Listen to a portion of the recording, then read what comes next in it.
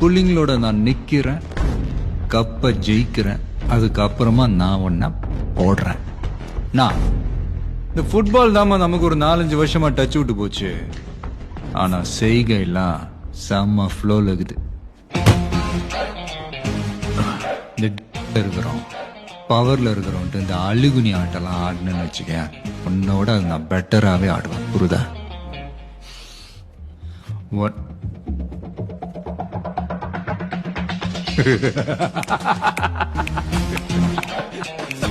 பேசிட்டு இருக்கும் போதே பாயிண்டான ராயப்பனோட ஆட்டத்தை தானே நீ பார்த்துருக்கிற.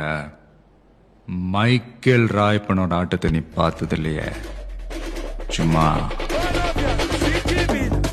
Joga